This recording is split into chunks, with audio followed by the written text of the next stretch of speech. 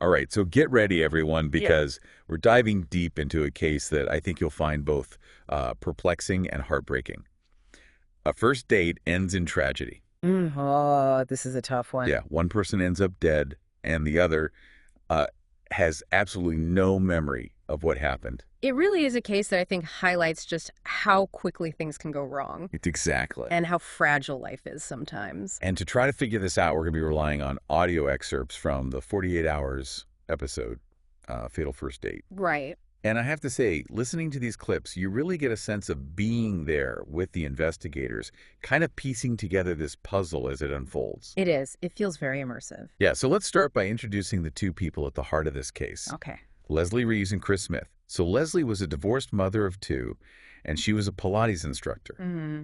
But she also taught self-defense classes for women. Which is so interesting, I think, in this case, because she was apparently also afraid of her ex-boyfriend, Bobby Tarr. You know, she was empowering women to protect themselves, but she was also facing her own fears. It's a bit of an irony there. Huge irony. It really speaks to how complex domestic violence is and the challenges that victims face every day. Yeah, and it's a theme that we'll definitely be revisiting as we kind of go through this whole story. Hmm. Now, Chris Smith, he was a divorced father, Right. worked as a pool contractor, and by all accounts, just a really generous, fun-loving guy. Seems like it, yeah. Had a passion for gardening, loved his banana trees and giant pumpkins. Oh, wow. Just a guy who seemed to really enjoy life. Absolutely. And this one date, just completely changed everything. It did. I mean, he ended up partially paralyzed, with a huge gap in his memory about the night of the shooting. Hard to imagine. Really is. It really makes you wonder just how safe any of us are. Right. Especially, in a situation where you're meeting someone for the first time. Yeah. I mean, you go on a date and end up, victim of a horrific attack. Yeah. And so this fateful date took place at a bar in Farmersville, Illinois, Okay. the night before Thanksgiving. All right. And at some point during the date, we know that Leslie texted a friend saying that something felt off. Mm. But she never had the chance to explain what she meant by that. Hmm. It really makes you wonder if she was sensing some kind of danger. I know, right? It's like, what did she pick up on? Yeah. And then when you look at the crime scene itself, it's a disturbing picture. Yeah. Chris's kitchen was in complete chaos. Wow. There was blood everywhere. Furniture was Oh overturned. my gosh. Clear signs of a struggle. Yeah. And initially, the investigators were kind of stumped because the only fingerprints and DNA at the scene belonged to Leslie and Chris. It's like a locked room mystery almost. It is. And that's when the investigation turned to Leslie's ex-boyfriend, Bobby Tarr. Okay. Now, right from the start, Tarr's story just didn't add up. Really? He first claimed that he didn't even know where Farmersville was. Oh. But then he admitted to actually being there earlier in the evening with Leslie, but insisted he never went back. Mm. So already we've got inconsistencies. Definitely. But his alibi unraveled pretty quickly. Yeah. Investigators found a gas station receipt putting him near Farmersville at around midnight, Oh, wow. which is just hours before the estimated time of the shooting. That's pretty damning. It is. And then on top of that, those license plate reader cameras, the ones that scan and record plates, Mm-hmm. well, they caught Tarr's car in the area too. Oh, so that completely contradicts his story. Exactly. Ugh. So at this point, investigators are thinking maybe he was stalking Leslie, Yeah. and maybe seeing her on a date with another man fueled some kind of jealous rage. That's certainly a possibility. Yeah, and the investigation took another turn a few days later. After the initial search of Tarr's property, they found a Springfield Hellcat 9mm pistol hidden in his yard. Oh, wow. So they didn't find it right away. Yeah. No, which is pretty strange, right? Because initially there wasn't anything directly linking Tarr to the crime scene.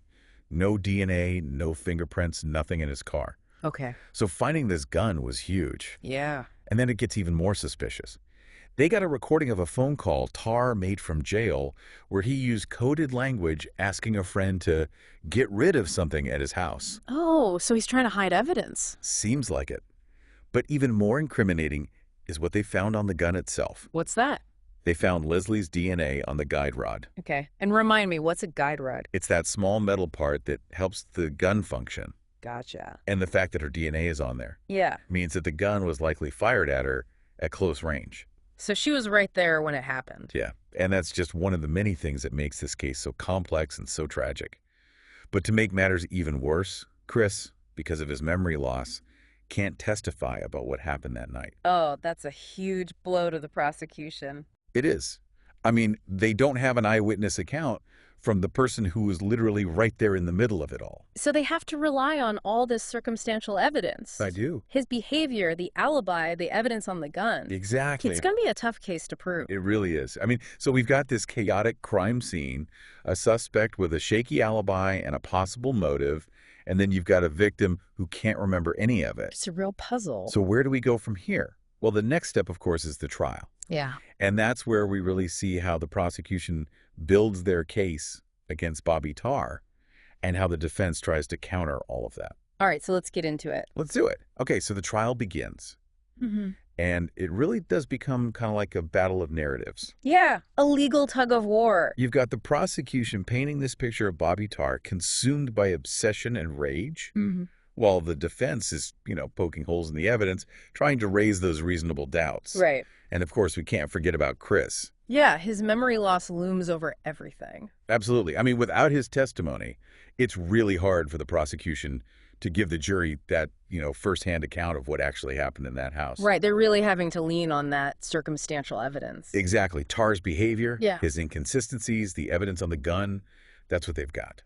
And get this, Tarr actually takes the stand in his own defense. Oh, wow, really? Yeah, he claims that he actually sold the Hellcat pistol to Leslie, Huh. which, if that were true, would explain why her DNA was found on the weapon. I mean, that would make sense, I guess, but it also sounds a little too convenient. Right. Like, is that really what happened, or is he just trying to come up with a story to get himself off the hook? Exactly. And did they have any way to corroborate his story?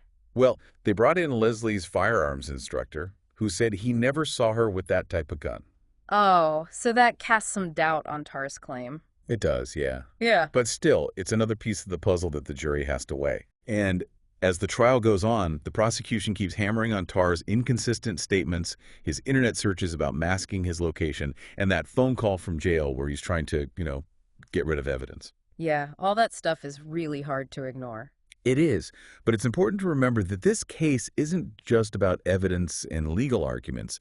We're talking about real people, real lives. Absolutely. And we hear from Leslie's friends who talk about what an amazing person she was. Yeah. Vibrant, caring, always willing to stand up for others, especially women who were in abusive relationships. It's just so sad. It really is. You can just feel their grief, their anger. And their testimonies are a reminder that Leslie was so much more than just a victim in this case. Right. And then there's Chris. Yeah. Even with his memory loss, his physical limitations, he's still dealing with the aftermath of everything that happened. Yeah. He takes the stand during the sentencing phase, Wow. and it is just heartbreaking. He talks about the impact the shooting has had on his life, the physical challenges, the financial strain, the loss of independence. Really puts a human face on all of this. It does. And I think his words are so important because they show that the ripple effects of violence, they go far beyond just the immediate victims. It's a reminder that actions have consequences, and those consequences can be devastating. Absolutely.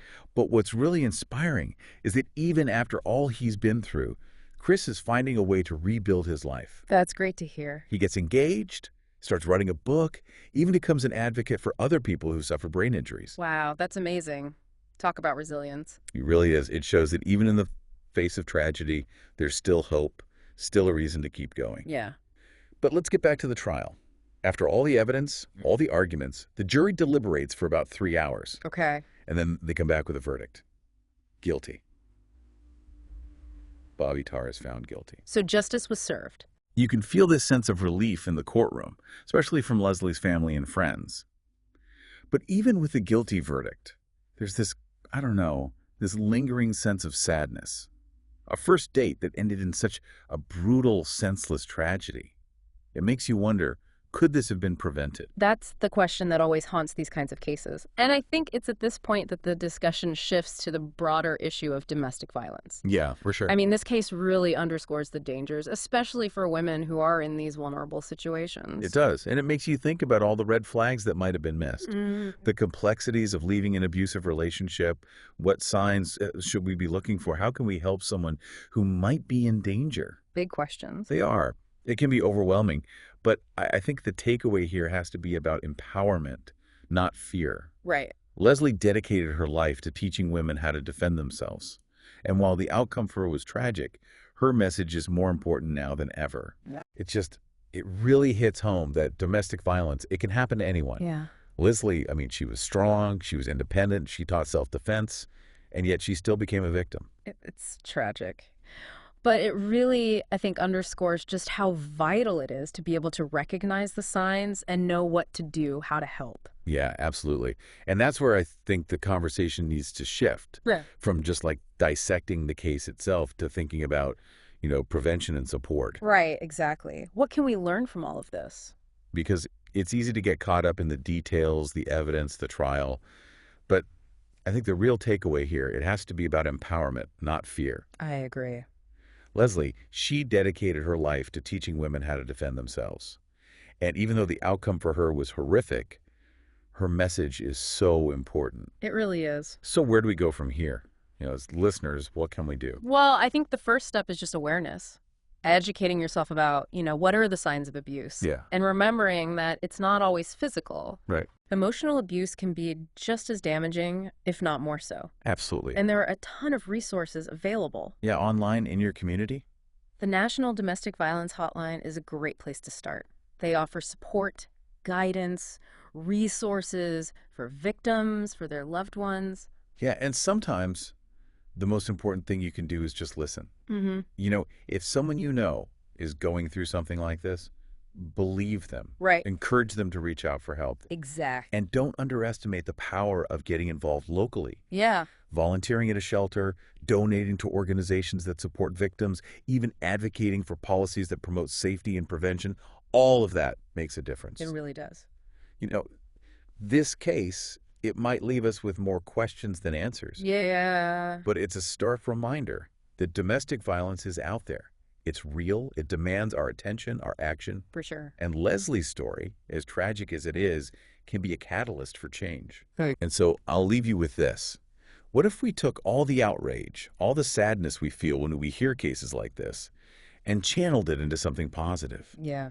What if we worked to create a world where a first date didn't have to end in fear? What a powerful thought. That's the kind of impact we could have. Absolutely. So let's honor Leslie's memory by taking action. Mm-hmm. Let's empower ourselves, empower those around us to recognize, prevent, and ultimately end domestic violence. Couldn't have said it better myself. Thank you for joining us for this deep dive. We hope this conversation inspires you to learn more, to get involved, to make a difference.